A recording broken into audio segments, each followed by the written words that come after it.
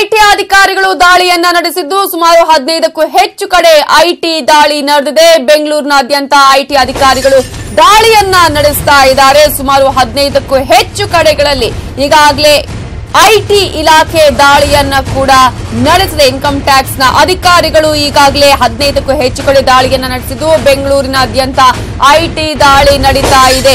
White field, Avalahalli, Bommanahalli ಹಾಗೇನೆ 3 ಪ್ರದೇಶ ಸೇರಿ ಹಲವು ಕಡೆ ಈಗಾಗಲೇ ಐಟಿ ಕಾರ್ಯಾಚರಣೆ ನಡೆಸಲಾಗಿದೆ. ಐಟಿ ಅಧಿಕಾರಿಗಳು ದಾಳಿಯನ್ನ ನಡೆಸಿದ್ದು ಕೆಲ ಉದ್ಯಮಿಗಳು, ಬಿಲ್ಡರ್ಗಳ ಮನೆ ಮೇಲೂ ಕೂಡ ಐಟಿ ಇಲಾಖೆ ಈಗ ದಾಳಿಯನ್ನ ಮಾಡಿದೆ. ಇದು ಆರ್ಕೆ ಬಿಲ್ಡರ್ ಸೇರಿದಂತೆ ಹಲವು ಕಡೆಗಳಲ್ಲೂ ಕೂಡ ದಾಳಿಯನ್ನ ನಡೆಸಲಾಗಿದ್ದು 15ಕ್ಕೂ ಹೆಚ್ಚು ಕಡೆ ಐಟಿ ರೇಡ್ ಆಗಿದೆ.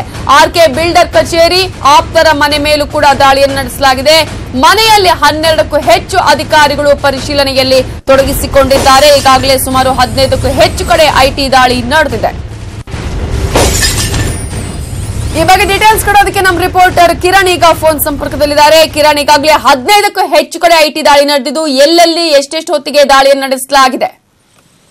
ಖಂಡಿತ ನಡೀತಾ ಇದೆ. ಬೆಂಗಳೂರಿನಲ್ಲಿ ಬೃಹತ್ ಐಟಿ ದಾಳಿ ನಡೆದಿರ್ತಕ್ಕಂಥದ್ದು ಮುಖ್ಯವಾಗಿ ಏನಂದ್ರೆ ಆದಾಯ ಮೀರಿ ಆಸ್ತಿ ಗಳಿಕೆ ಪ್ರಕರಣದಲ್ಲಿ ಸಾಕಷ್ಟು ಆರೋಪಗಳು ಕೇಳಿ ಬಂದಿದ್ದಕ್ಕಂತ ಹಿನ್ನೆಲೆಯಲ್ಲಿ ಐಟಿ ರಿಟರ್ನ್ಸ್ ಮಾಡದೇ ಇರ್ತಕ್ಕಂಥ ಬಿಲ್ಡರ್ಗಳು, ಉದ್ಯಮಿಗಳು ಎಲ್ಲಾ ಕಡೆ ಸುಮಾರು 15ಕ್ಕೂ ಹೆಚ್ಚು ಕಡೆ ಏಕಕಾಲದಲ್ಲಿ ಐಟಿ ಅಧಿಕಾರಿಗಳು ದಾಳಿ ನಡೆಸಿದ್ದಾರೆ. ಅದರಲ್ಲೂ ಸಹ ವೈಟ್ ಫೀಲ್ಡ್, ಆವಲಹಳ್ಳಿ, ಬೊಮ್ಮನಹಳ್ಳಿ ಸೇರಿದಂತೆ ಹಲವೆಡೆ ದಾಳಿ ನಡೆಸಿರ್ತಕ್ಕಂಥದ್ದು. ಅದರಲ್ಲಿ ಮುಖ್ಯವಾಗಿ ವೈಟ್ ಫೀಲ್ಡ್ ಬಳಿ ಅವರ ಕಚೇರಿ, ಮನೆ ಸೇರಿದಂತೆ ಅವರ ಸ್ನೇಹಿತರು, ಆಪ್ತರು ಎಲ್ಲರ ಮನೆ ಮೇಲೆ ದಾಳಿ ನಡೆಸಿ ಸುಮಾರು 3 ಗಾಡಿಗಳಲ್ಲಿ ಬಂದಿರತಕ್ಕಂಥ ಐಟಿ ಅಧಿಕಾರಿಗಳು 12ಕ್ಕೂ ಹೆಚ್ಚು ಐಟಿ ಅಧಿಕಾರಿಗಳು ಈಗ ಪರಿಶೀಲನೆಯಲ್ಲಿ ತೊಡಗಿರ್ತಕ್ಕಂಥದ್ದು. ಮುಖ್ಯವಾಗಿ ಆರ್ಕೆ ಬಿಲ್ಡರ್ಸ್ ಶೇರ್ ಹೋಲ್ಡರ್ಗಳು ಇದ್ದಾರೆ, ಅವ್ರ ಮನೆ ಮೇಲೂ ಕೂಡ ದಾಳಿ ನಡೆದಿದೆ ಅಂತ ಈಗ ಮಾಹಿತಿ ಸಿಗ್ತಾ ಇದೆ. ಏನಂದ್ರೆ ಐಟಿ ಸಾಕಷ್ಟು ಹಣ, ಆದಾಯ ತೆರಿಗೆ ಕಟ್ಟಲೆ ಸಹ ಸಾಕಷ್ಟು ಕೋಟ್ಯಾಂತರ ರೂಪಾಯಿ ವಂಚನೆ ಮಾಡಿರೋ ಆರೋಪ ಕೇಳಿ ಬಂದಿತ್ತು. ಹೀಗಾಗಿ ಐಟಿ ಅಧಿಕಾರಿಗಳು ಕೆಲವು ಬಿಲ್ಡರ್ಗಳು, ಉದ್ಯಮಿಗಳು ಸೇರಿದಂತೆ ಹಲವು ಮಂದಿ ಮೇಲೆ ದಾಳಿ ನಡೆಸಿದ್ದು ಇನ್ನೂ ಸಹ ಪರಿಶೀಲನೆ ಮುಂದುವರೆದಿದೆ. ನವಿತಾ ಜೈನ್, ಥ್ಯಾಂಕ್ ಯು ಕಿರಣ್ ಡೀಟೇಲ್ಸ್ಗೆ. ಇಡಿ ಕೇಸ್ ರದ್ದು ಕೋರಿ ಡಿಕೆಶಿ ಅರ್ಜಿಯನ್ನ ಸಲ್ಲಿಸಿದಂತಹ ವಿಚಾರಕ್ಕೆ ಸಂಬಂಧಪಟ್ಟ ಹಾಗೆ ಸದ್ಯಕ್ಕೆ ಸಚಿವ ವಿಚಾರಣೆಗೆ ಹಾಜರಾಗಲು ಡಿಕೆಶಿಗೆ ಕಾಲಾವಕಾಶವನ್ನ ಸಿಕ್ಕಿದೆ. ಈ ಮೂಲಕ ಡಿಕೆ ಶಿವಕುಮಾರ್ಗೆ ಸದ್ಯಕ್ಕೆ ರಿಲೀಫ್ ಸಿಕ್ಕಿದೆ. ಇಡಿ ಕೇಸ್ ರದ್ದು ಕೋರಿ ಡಿಕೆಶಿ ಅರ್ಜಿಯನ್ನ ಸಲ್ಲಿಸಿದ್ರು. ಈಗಾಗಲೇ ಈ ಒಂದು ಕೇಸ್ನ ರದ್ದು ಕೋರಿ ಡಿಕೆಶಿ ಸಲ್ಲಿಸಿದಂತಹ ಅರ್ಜಿಯ ವಿಚಾರಕ್ಕೆ ಸಂಬಂಧಪಟ್ಟಾಗೆ ವಿಚಾರಣೆಗೆ ಹಾಜರಾಗಲು ಡಿಕೆಶಿಗೆ ಕಾಲಾವಕಾಶವನ್ನ ಕೂಡ ನೀಡಿದೆ. ಸದ್ಯಕ್ಕೆ ಸಚಿವ ಡಿಕೆ ಶಿವಕುಮಾರ್ಗೆ ಇದು ರಿಲೀಫ್ಗೆ ಕಾರಣವಾಗಿದೆ. ಡಿಕೆಶಿ ಕಾಲಾವಕಾಶ ಕೇಳಿದ್ರೆ ನಾವು ಪುರಸ್ಕರಿಸುತ್ತೇವೆ, ಕಾಲಾವಕಾಶ ನೀಡೋದಾಗಿ ಈಗಾಗಲೇ ಇಡಿ ಕೂಡ ಹೇಳಿರೋದ್ರಿಂದ ಈಗ ಅರ್ಜಿಯ ವಿಚಾರಣೆಯನ್ನ ಫೆಬ್ರವರಿ 22ಕ್ಕೆ ಮುಂದೂಡಿಕೆ ಮಾಡಿ ಹೈಕೋರ್ಟ್ನ ಏಕಸದಸ್ಯ ಪೀಠದಲ್ಲಿ ಈಗಾಗಲೇ ಅರ್ಜಿಯ ವಿಚಾರಣೆ ನಡೀತಾ ಇದೆ. ಡಿಕೆಶಿ ಪರ ಹಿರಿಯ ವಕೀಲ ಕಪಿಲ್ ಸಿಬ್ಬಲ್ ಕೂಡ ವಾದವನ್ನ ಮಂಡನೆ ಮಾಡಿದ್ರು. ಇಡಿ ದಾಖಲಿಸಿದಂತಹ ದೂರನ್ನ ವಜಾಗೊಳಿಸುವುದಕ್ಕೆ ಡಿಕೆಶಿ ಅರ್ಜಿಯನ್ನ ಕೂಡ ದಾಖಲಿಸಿದ್ರು. ಹೈಕೋರ್ಟ್ನ ಏಕಸದಸ್ಯ ಪೀಠದಲ್ಲಿ ಅರ್ಜಿಯ ವಿಚಾರಣೆ ನಡೀತಾ ಇದ್ದು ಈಗ ಫೆಬ್ರವರಿ 22ಕ್ಕೆ ಈ ಒಂದು ಅರ್ಜಿಯ ವಿಚಾರಣೆಯನ್ನ ಮುಂದೂಡಿಕೆ ಮಾಡಲಾಗಿದೆ. ಒಂದು ವೇಳೆ ಡಿಕೆಶಿ ಇದರ ಬಗ್ಗೆ ಕಾಲಾವಕಾಶವನ್ನ ಕೇಳಿದ್ರೆ ನಾವು ಪುರಸ್ಕರಿಸ್ತೀವಿ ಅಂತ ಹೇಳಿ ಈ ಡಿಕೆಶಿಗೆ ಕಾಲಾವಕಾಶ ನೀಡೋದಾಗಿ ಇಡಿ ಕೂಡ ಹೇಳಿಕೆಯನ್ನ ಕೊಟ್ಟಿದೆ. ಅರ್ಜಿಯ ವಿಚಾರಣೆ ಫೆಬ್ರವರಿ 22ಕ್ಕೆ ಮುಂದೂಡಲಾಗಿದೆ.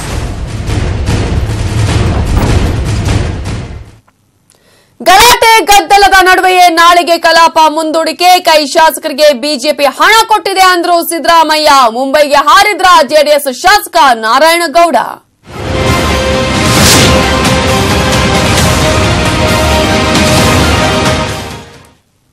ಕುತೂಹಲ ಮೂಡಿಸಿದೆ ಸಿದ್ದು ಡಿನ್ನರ್ ಪಾರ್ಟಿ. ಫೆಬ್ರವರಿ 12ರಂದು ಮಾಜಿ ಸಿಎಂ ಸಿದ್ದರಾಮಯ್ಯ ಡಿನ್ನರ್ ಪಾರ್ಟಿಯನ್ನ ಅರೇಂಜ್ ಮಾಡಿದ್ದಾರೆ. ಕಾಂಗ್ರೆಸ್ ಜೆಡಿಎಸ್ನ ಶಾಸಕರಿಗೆ ಅಂದ್ರೆ ಮೈತ್ರಿ ಸರ್ಕಾರದ ಶಾಸಕರಿಗೆ ಡಿನ್ನರ್ ಪಾರ್ಟಿಯನ್ನ ಈಗಾಗಲೇ ಆರ್ಗನೈಸ್ ಮಾಡಿದ್ದಾರೆ. ಮಾಜಿ ಸಿಎಂ ಸಿದ್ದರಾಮಯ್ಯ ಅವರ ನೇತೃತ್ವದಲ್ಲಿ ಫೆಬ್ರವರಿ 12ರಂದು ಡಿನ್ನರ್ ಪಾರ್ಟಿಯನ್ನ ಕೂಡ ಈಗಾಗಲೇ ಆಯೋಜನೆ ಮಾಡಲಾಗಿದೆ. ತಾಜ್ ವೆಸ್ಟ್ ಎಂಡ್ ಹೋಟೆಲ್ ಅಲ್ಲಿ ಡಿನ್ನರ್ ಪಾರ್ಟಿಯನ್ನ ಆಯೋಜನೆ ಮಾಡಲಾಗಿದ್ದು ಭೋಜನ ಕೂಟಕ್ಕೆ ಸಿಎಂಗೂ ಕೂಡ ಮಾಜಿ ಸಿಎಂ ಆಹ್ವಾನವನ್ನ ನೀಡಿದ್ದಾರೆ. ಫೆಬ್ರವರಿ 13ರಂದು ಬಜೆಟ್ ಅಂಗೀಕಾರಗೊಳ್ಳುವ ಸಾಧ್ಯತೆ ಇರುವಂತಹ ಹಿನ್ನೆಲೆಯಲ್ಲಿ ಬಜೆಟ್ ಅಂಗೀಕಾರ ಹಿನ್ನೆಲೆಯಲ್ಲಿ ಡಿನ್ನರ್ ಪಾರ್ಟಿಯನ್ನ ಕರೆಯಲಾಗಿದೆ, ಆಯೋಜನೆ ಮಾಡಲಾಗಿದೆ ಅನ್ನುವಂತಹ ಮಾಹಿತಿಗಳು ಕೂಡ ಲಭ್ಯವಾಗ್ತಾ ಇದೆ. ಮತ್ತೊಂದು ಕಡೆ ಡಿನ್ನರ್ ನೆಪದಲ್ಲಿ ಅತೃಪ್ತರ ಮನವೊಲಿಕೆ ಕೆಲಸ ಕೂಡ ಅವತ್ತೇ ನಡೆಯಲಿದೆ.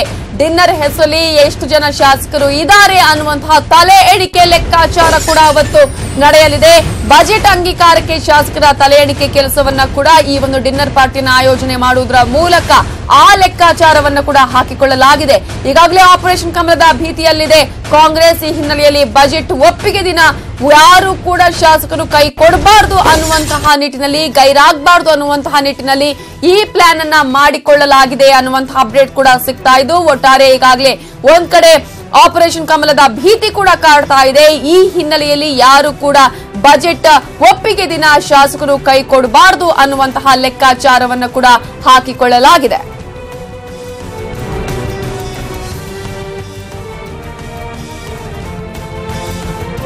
ಈ ಬಗ್ಗೆ ಡೀಟೇಲ್ಸ್ ಕೊಡೋದಕ್ಕೆ ನಮ್ಮ ರಿಪೋರ್ಟರ್ ಚಿದಾನಂದ ಪಟೇಲ್ ಈಗ ಫೋನ್ ಸಂಪರ್ಕದಲ್ಲಿದ್ದಾರೆ. ಚಿದಾನಂದ ಪಟೇಲ್, ಒಂದ್ ಕಡೆ ಆಪರೇಷನ್ ಕಮಲದ ಭೀತಿ, ಇನ್ನೊಂದ್ ಕಡೆ ರೆಬೆಲ್ ಶಾಸಕರ ಒಂದು ಅಸಮಾಧಾನ. ಈ ಹಿನ್ನೆಲೆಯಲ್ಲಿ ಈಗಾಗಲೇ ಡಿನ್ನರ್ ಪಾರ್ಟಿ ಆಯೋಜನೆ ಹಿಂದಿರುವಂತಹ ಲೆಕ್ಕಾಚಾರಗಳು ಏನೇನು?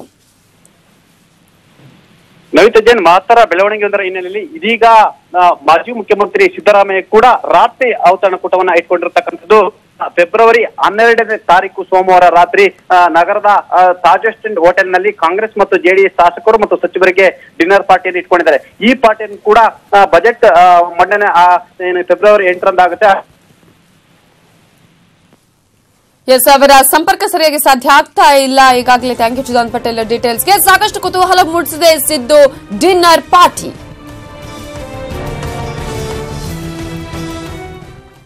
ರೆಬೆಲ್ ಶಾಸಕರ ಲೆಕ್ಕವನ್ನ ಹಾಕಿದ್ದಾರೆ ದೋಸ್ತಿ ನಾಯಕರು. ವಿಧಾನಸಭೆಯ ಕಲಾಪವನ್ನ ಮುಂದೂಡಿದ ಬಳಿಕ ಮಾತುಕತೆಯನ್ನ ನಡೆಸಿದ್ದಾರೆ ಡಿಕೆಶಿ ಹಾಗೇನೆ ಸಿಎಂ ಕುಮಾರಸ್ವಾಮಿ ಅವರು.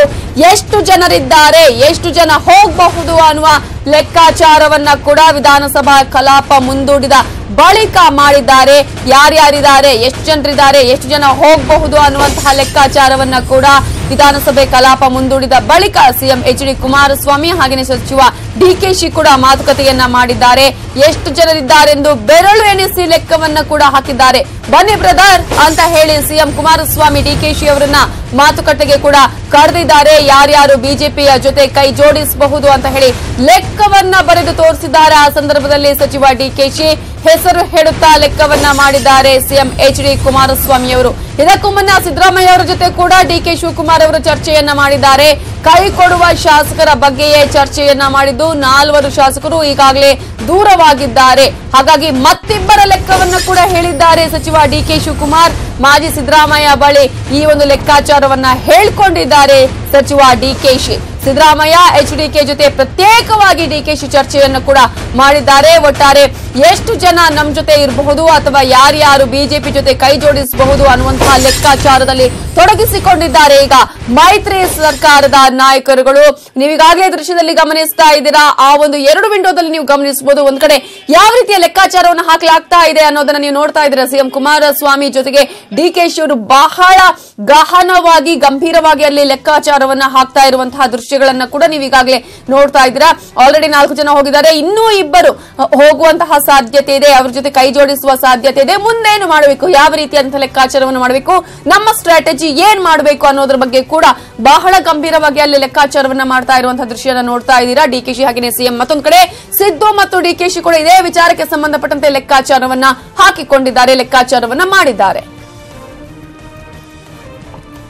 ಈ ಬಗ್ಗೆ ಡೀಟೇಲ್ಸ್ ಕೊಡೋದಕ್ಕೆ ನಮ್ಮ ರಿಪೋರ್ಟರ್ ಜನಾರ್ದನ್ ಹೆಬ್ಬಾರ್ ಈಗ ನೇರ ಸಂಪರ್ಕದಲ್ಲಿದ್ದಾರೆ. ಜನಾರ್ದನ್ ಹೆಬ್ಬಾರ್, ಒಂದು ರೀತಿಯಲ್ಲಿ ಸಾಕಷ್ಟು ಆತಂಕಕ್ಕೆ ಕಾರಣ ಆಗಿದೆ ಮೈತ್ರಿ ಸರ್ಕಾರಕ್ಕೆ. ಏನಾಗಬಹುದು, ನಿಜವಾಗ್ಲೂ ಕೂಡ ಈಗಾಗಲೇ ಆಪರೇಷನ್ ಕಮಲ ಆಗುತ್ತಾ ಅನ್ನುವಂತಹ ನಿಟ್ಟಿನಲ್ಲಿ ಈ ಒಂದು ಟೆನ್ಷನ್ ನಲ್ಲೇ ಎಲ್ಲಾ ಲೆಕ್ಕಾಚಾರಗಳು ಹಾಕಲಾಗ್ತಾ ಇದೆಯಾ, ಯಾವ ರೀತಿಯ ಲೆಕ್ಕಾಚಾರಗಳು ನಡೆದಿದೆ?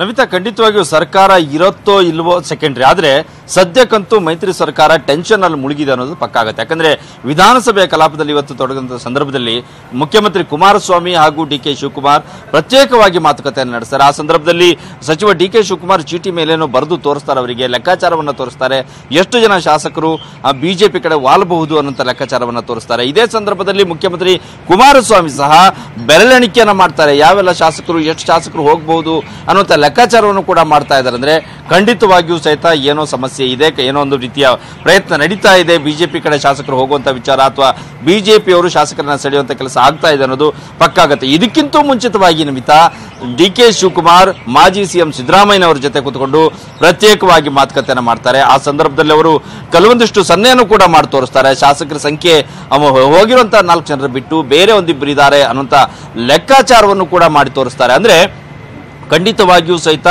ಏನೋ ಒಂದು ಪ್ರಯತ್ನ ನಡೀತಾನೆ ಇದೆ, ಮೈತ್ರಿ ಸರ್ಕಾರಕ್ಕೆ ಕಂಟಕ ಎದುರಾಗಿದೆ, ಆದ್ರೆ ಏನು ಮಾಡಬಹುದು ಅನ್ನೋ ಕುರಿತಾಗಿಯೂ ಸಹಿತ ಈ ಸಂದರ್ಭದಲ್ಲಿ ಮುಖ್ಯಮಂತ್ರಿ ಕುಮಾರಸ್ವಾಮಿ ಹಾಗೂ ಸಚಿವ ಡಿ.ಕೆ. ಶಿವಕುಮಾರ್ ಮಾತುಕತೆಯನ್ನ ಮಾಡಿದ್ದಾರೆ. ಪ್ರತ್ಯೇಕವಾಗಿ ಬನ್ನಿ ಬ್ರದರ್ ಅಂತೇಳಿ ಶಿವಕುಮಾರ್ ಅವರನ್ನ ಕರೆದು ಸಿಎಂ ಮಾತುಕತೆಯನ್ನ ನಡೆಸಿದ್ದಾರೆ. ಅಂದ್ರೆ ಖಂಡಿತವಾಗಿಯೂ ಪ್ರಕರಣ ಗಂಭೀರವಾಗಿದೆ.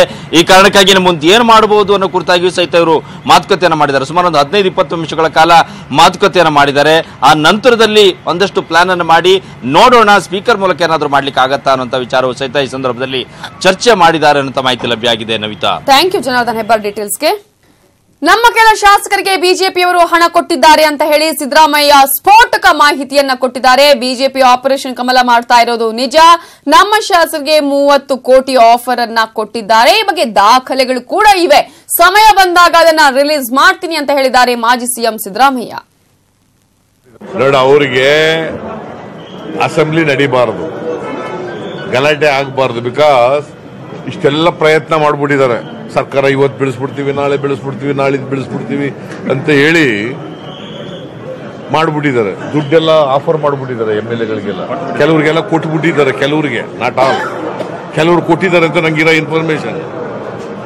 ಸೊ ಈಗ ಒಂಥರ ಅದು ಹಿಂಗ್ ತಿಂದು ಮಂಗನ್ ತರ ಆಗ್ಬಿಟ್ಟಿದ್ದಾರೆ ಈಗ ಅವರು. ನಮ್ ಕಡೆ ಹಿಂಗ್ ತಿಂದು ಮಂಗ ಅಂತ ಒಂದು ಗಾದೆ ಇದೆ, ಹಿಂಗ್ ತಿಂದು ಮಂಗನ್ ತರ ಆಗ್ಬಿಟ್ಟಿದ್ದಾರೆ. ಅದಕ್ಕೆ ಈ ತರ ಎಲ್ಲ ಮಾಡ್ತಾ ಇದ್ದಾರೆ. ಬಿಜೆಪಿ ಸೈಲೆಂಟ್ ಆಗಿದ್ರೆ ನಾವೇ ವಿಶ್ವಾಸ ಮತ ಯಾಚಿಸ್ತೇವೆ, ಬಿಜೆಪಿಯವರಿಗೆ ನಂಬರ್ಸ್ ಇಲ್ಲ ಅನ್ನುವಂತಹ ಮಾತನ್ನ ಹೇಳಿದ್ದಾರೆ ಸಿಎಂ ಕುಮಾರಸ್ವಾಮಿ. ಪ್ರತಿಭಟನೆ ಧರಣಿ ಮಾಡ್ತಾ ಇದ್ದಾರೆ ಅನ್ನುವಂತಹ ಹೇಳಿಕೆಯನ್ನ ಕೂಡ ಕೊಟ್ಟಿದ್ದಾರೆ. ಕೋಟಿ ಕೋಟಿ ಹಣ ಕೊಡ್ತೀವಿ ಬನ್ನಿ ಅಂತಾರೆ, ಆದ್ರೆ ಬಿಜೆಪಿಯ ಆಪರೇಷನ್ ಕಮಲ ಸಕ್ಸಸ್ ಆಗಲ್ಲ, ನಮ್ಮ ಶಾಸಕರುಗಳನ್ನ ಸೆಳೆಯೋದಿಕ್ಕೆ ಆಗಲ್ಲ ಅನ್ನುವಂತಹ ಹೇಳಿಕೆಯನ್ನ ಈಗ ಸಿಎಂ ಕುಮಾರಸ್ವಾಮಿ ಅವರು ಹೇಳಿದ್ದಾರೆ. ಇದೇ ಕಾರಣಕ್ಕಾಗಿ ಬಿಜೆಪಿಯ ಅವರು ಕೋಟಿ ಕೋಟಿ ಆಫರ್ ಅನ್ನ ಮಾಡ್ತಾ ಇದ್ದಾರೆ. ಬಿಜೆಪಿ ಸೈಲೆಂಟ್ ಆಗಿದ್ರೆ ನಾವೇ ವಿಶ್ವಾಸ ಮತ ಯಾಚಿಸ್ತೇವೆ ಅನ್ನುವಂತಹ ಮಾತನ್ನ ಕೂಡ ಕುಮಾರಸ್ವಾಮಿ ಹೇಳಿದ್ದಾರೆ.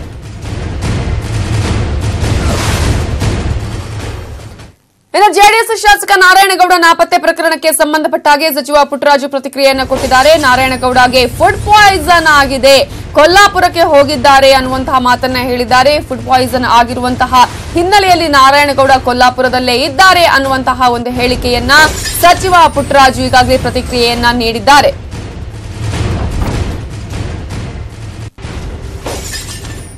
ಫುಡ್ ಪಾಯ್ಸನ್ ಆಗಿ ಸೊಲ್ಲಾಪುರ ದೇವಸ್ಥಾನಕ್ಕೆ ಹೋದಂತ ಸಂದರ್ಭದಲ್ಲಿ ಅಲ್ಲಿ ಉಳಿದಿದ್ದಾರೆ. ಈಗ ದೂರವಾಣಿ ಸಂಪರ್ಕದಲ್ಲಿದ್ದಾರೆ, ಬರ್ತಾ ಇದ್ದಾರೆ. ನಮ್ಮಲ್ಲಿ ಯಾವುದೇ ಗೊಂದಲ ಇಲ್ಲ, ಯಾವುದೇ ಕಾರಣಕ್ಕೂ ಏನು ತೊಂದರೆ ಆಗಲ್ಲ.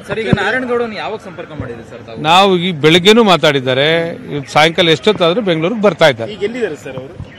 ಸೊಲ್ಲಾಪುರದಿಂದ ಹೊರಟಿದ್ದಾರೆ, ದೇವಸ್ಥಾನಕ್ಕೆ ಹೋಗಿದ್ದು ಫುಡ್ ಪಾಯ್ಸನ್ ಆಗಿ ಹಾಸ್ಪಿಟಲ್ ಡಿಸೆಂಟ್ರಿ ಆಗಿ ಏನೋ ಹಾಸ್ಪಿಟಲ್ ತೋರಿಸಿ ಅಲ್ಲಿಂದ ವಾಪಸ್ ಬರ್ತಾ ಇದ್ದಾರೆ. ಅವ್ರಿಗೆ ಫುಡ್ ಪಾಯ್ಸನ್. ಇನ್ನು ಕಲಾಪ ಮುಂದೂಡಿಕೆ ಬಳಿಕ ಮತ್ತೆ ಬಿಜೆಪಿ ಸಭೆಯನ್ನ ಮಾಡಿದ್ದು ಯಡಿಯೂರಪ್ಪ ನೇತೃತ್ವದಲ್ಲಿ ಶಾಸಕರ ಸಭೆ ಕೂಡ ಈಗಾಗಲೇ ನಡೀತಾ ಇದೆ. ವಿಧಾನಸೌಧದ ಯಡಿಯೂರಪ್ಪ ಅವರ ಕಚೇರಿಯಲ್ಲಿ ಈಗಾಗಲೇ ಸಭೆಯನ್ನ ಬಿಜೆಪಿ ರಾಜ್ಯಾಧ್ಯಕ್ಷ ಯಡಿಯೂರಪ್ಪ ಅವರ ನೇತೃತ್ವದಲ್ಲಿ ಮಾಡಲಾಗ್ತಾ ಇದೆ. ಹಲವು ಪ್ರಮುಖ ಶಾಸಕರು ಈ ಒಂದು ಬಿಜೆಪಿ ಸಭೆಯಲ್ಲಿ ಭಾಗಿಯಾಗಿದ್ದಾರೆ. ನಾಳೆ ಕಲಾಪದಲ್ಲಿ ಏನ್ ಮಾಡಬೇಕು ಅನ್ನೋದರ ಕುರಿತು ಕೂಡ ಈ ಸಭೆಯಲ್ಲಿ ಚರ್ಚೆಯನ್ನ ಮಾಡಲಾಗ್ತಾ ಇದೆ. ಈ ಸಭೆಯಲ್ಲಿ ಹಲವು ಪ್ರಮುಖ ಶಾಸಕರು ಕೂಡ ಭಾಗಿಯಾಗಿದ್ದು ಏನ್ ಮಾಡಬೇಕು ನಾಳಿನ ಕಲಾಪದಲ್ಲಿ ಅನ್ನೋದ್ರ ಬಗ್ಗೆ ಚರ್ಚೆ ಈಗಾಗಲೇ ಮಾಡ್ತಾ ಇದ್ದಾರೆ. ಅತೃಪ್ತರ ರಾಜೀನಾಮೆ ಬಗ್ಗೆ ಕೂಡ ಬಿಎಸ್ವೈ ಸಭೆಯಲ್ಲಿ ಚರ್ಚೆ ಮಾಡುವ ಸಾಧ್ಯತೆಗಳು ಇದೆ ಅನ್ನುವಂತಹ ಅಪ್ಡೇಟ್ ಕೂಡ ಈಗ ಸಿಗ್ತಾ ಇದೆ. ಈಗಾಗಲೇ ಕಲಾಪವನ್ನ ನಾಳೆಗೆ ಮುಂದೂಡಿಕೆ ಮಾಡಲಾಗಿದೆ. ನಾಳೆ 12ವರೆಗೆ ಕಲಾಪವನ್ನ ಆರಂಭ ಮಾಡಲಾಗುತ್ತೆ. ಈ ಹಿನ್ನೆಲೆಯಲ್ಲಿ ಕಲಾಪವನ್ನ ಮುಂದೂಡಿದ ಬಳಿಕ ಮತ್ತೆ ಬಿಜೆಪಿ ಸಭೆಯನ್ನ ಸೇರಿದೆ. ಯಡಿಯೂರಪ್ಪ ಅವರ ನೇತೃತ್ವದಲ್ಲಿ ಈಗಾಗಲೇ ಶಾಸಕರು ಸಭೆಯನ್ನ ಕೂಡ ಮಾಡ್ತಾ ಇದ್ದು ವಿಧಾನಸೌಧದ ಯಡಿಯೂರಪ್ಪ ಅವರ ಕಚೇರಿಯಲ್ಲಿ ಸಭೆಯನ್ನ ನಡೆಸಲಾಗ್ತಾ ಇದೆ. ಹಲವು ಪ್ರಮುಖ ಶಾಸಕರು ಬಿಜೆಪಿಯ ಸಭೆಯಲ್ಲಿ ಭಾಗಿಯಾಗಿದ್ದಾರೆ. ನಾಳೆ ಕಲಾಪದಲ್ಲಿ ಏನ್ ಮಾಡಬೇಕು ಅನ್ನೋದರ ಕುರಿತು ಕೂಡ ಈ ಒಂದು ಸಭೆಯಲ್ಲಿ ಚರ್ಚೆಯನ್ನ ಮಾಡಲಾಗ್ತಾ ಇದೆ. ಅತೃಪ್ತರ ರಾಜೀನಾಮೆ ಬಗ್ಗೆ ಕೂಡ ಸಭೆಯಲ್ಲಿ ಚರ್ಚೆ ಮಾಡುವ ಸಾಧ್ಯತೆಗಳು ಕಂಡು ಬರ್ತಾ ಇದೆ. ಒಟ್ಟಾರೆ ಈಗ ಮತ್ತೆ ಸಭೆಯನ್ನ ಮಾಡ್ತಾ ಇದ್ದಾರೆ ಬಿಜೆಪಿ ರಾಜ್ಯಾಧ್ಯಕ್ಷ ಬಿಎಸ್ ಯಡಿಯೂರಪ್ಪ ಅವರ ನೇತೃತ್ವದಲ್ಲಿ ಈ ಒಂದು ಸಭೆಯಲ್ಲಿ ಹಲವು ಪ್ರಮುಖ ಶಾಸಕರು ಕೂಡ ಈಗಾಗಲೇ ಹಾಜರಾಗಿದ್ದಾರೆ. ಪ್ರಮುಖ ವಿಚಾರಗಳ ಕುರಿತು ಅಂದ್ರೆ ನಾಳೆ ಕಲಾಪದಲ್ಲಿ ಏನ್ ಮಾಡಬೇಕು ಅನ್ನೋದ್ರ ಕುರಿತು ಕೂಡ ಸಾಕಷ್ಟು ಗಂಭೀರವಾಗಿ ಚರ್ಚೆಯನ್ನ ನಡೆಸಲಾಗ್ತಾ ಇದೆ. ಆಲ್ರೆಡಿ ಈಗಾಗಲೇ ಈ ಹಿಂದೆ ಕೂಡ ಸಭೆಯನ್ನ ಮಾಡಿದ್ರು, ಧರಣಿಗಳನ್ನ ನಡೆಸಲಾಯಿತು, ಗದ್ದಲವನ್ನ ಏರ್ಪಡಿಸಲಾಗಿತ್ತು, ಕಲಾಪವನ್ನ ನಡೆಸೋದಕ್ಕೆ ಅವಕಾಶವನ್ನೇ ಮಾಡಿಕೊಡದ ರೀತಿಯಲ್ಲಿ ಈಗಾಗಲೇ ಎಲ್ಲಾ ಪ್ರತಿಭಟನೆಗಳನ್ನು ನಡೆಸಲಾಗಿತ್ತು.